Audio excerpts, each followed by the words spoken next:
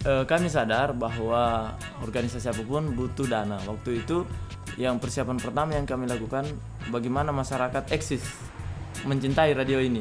Itu dulu, bagaimana mereka percaya bahwa radio ini bukan radio yang setahun 2 tahun bubar, kemudian bukan radio yang sekedar bunyi gitu.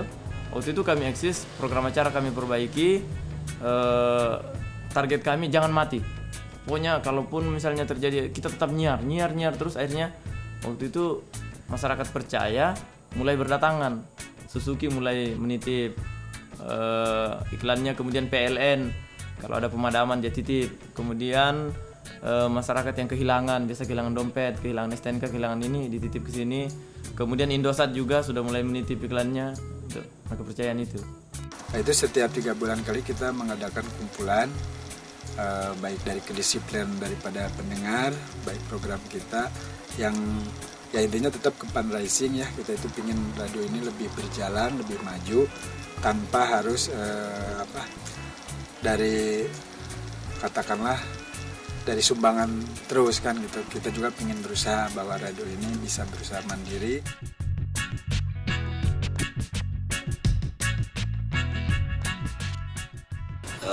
Desa kawasan konservasi tidak bisa menerima tentang iklan-iklan atau program yang merusak lingkungan tentunya. Karena apa? Karena kita menginginkan bahwa desa kawasan konservasi itu sendiri mampu diwujudkan oleh warga masyarakat, dan itu menjadi proses pembelajaran dan juga menjadi nilai daya tawar di pihak-pihak lain untuk proses pembelajarannya. Jadi prinsip kita aturan kita itu pertama bahwa kita tidak mau dana itu kita peroleh dari hal yang negatif. Kemudian yang kedua, penggalangan dana itu kita tidak cenderung untuk seolah-olah ada pemaksaan baik dari kita maupun dari yang kita lakukan, sehingga kita tidak ada tekanan seperti itu. Jadi kita bebas saja, yang kita lakukan kita cari yang positif. Kita cari lembaga-lembaga yang seperti Taman Nasional, Dinas Kehutanan, lembaga-lembaga yang memang berhubungan dengan pola siaran kita. Gitu.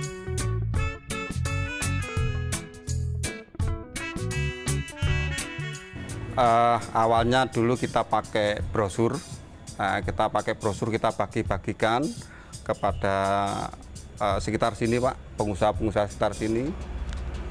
Kita beberapa kali melakukan itu, tapi menurut kami hasilnya masih kurang efektif. Kemudian saya mencoba cara lain. Jadi kita lebih efektif lagi, kita pakai pendekatan secara langsung. Kita cuma melakukan pendekatan, ya, memperbaiki siaran. Setelah masyarakat percaya, mereka mau menitipkan. Setelah itu kita tanamkan kepada teman-teman, mohon berlaku sopan dalam setiap menyiar, tidak menyebutkan kata-kata yang kira-kira bisa menyinggung salah satu jenis suku, karena di sini sangat banyak suku, sehingga masyarakat mencintai itu. Kemudian kadang juga memang dalam bentuk proposal, kami coba ketik profil radio kami, kemudian kami bawakan ke rumahnya. Nanti kami titip saja nomor telepon, kalau dia respon, dia kembali nelpon ke kita. Kita hanya menyampaikan ini proposal dari radio. Latar belakang biasanya di proposal kan ada. Dan kalau untuk di KLU kita tidak banyak ngomong. Kalau kita suara yang bawa proposal, tidak pernah kita harus presentasi, harus gini. Cukup nih kita suara. Oh iya, itu aja. Tunggu dah nanti di studio, nanti ada telepon direkturnya gitu atau manajernya, itu aja.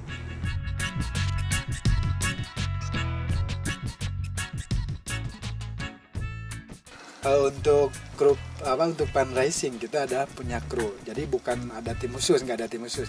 Jadi kru kita punya pen, dan pen itu sendiri yang mereka untuk menjadi untuk lahannya usaha. Itu nomor 1 dari kru radio.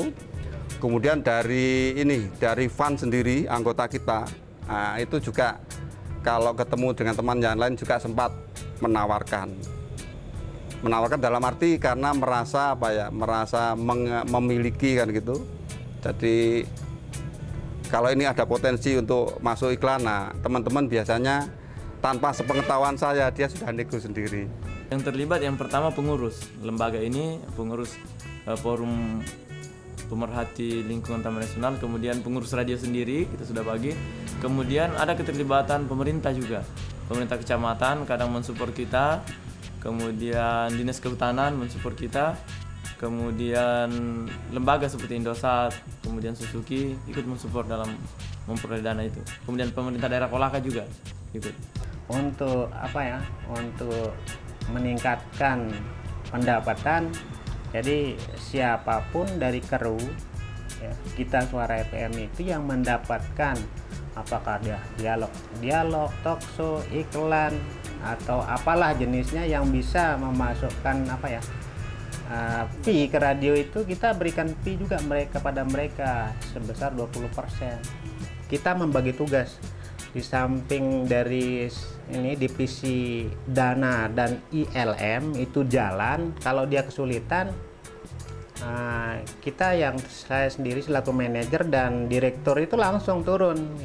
Kita bagi tugas, kalau direktur langsung ke SKPD terkait yang ada di Kabupaten Lombok Utara, sementara yang 2 orang yang divisi ini dana dan ILM itu langsung mencari sponsor kayak seperti Telkomsel, Krida dan lain-lain, dan ini toko-toko yang ada ini. Pertama memang DPK, karena DPK yang pegang peranan atau yang bertanggung jawab kerjasama itu. Yang kedua itu memang dari tenaga teknis, karena dikala nanti takso, dikala nanti FGD, tenaga teknis ini memang setting alat dan lain sebagainya. Yang ketiga itu pendengar, karena pendengar akan ditanya atau diinterview apa manfaatnya dan lain sebagainya oleh Common Ground, akan dievaluasi.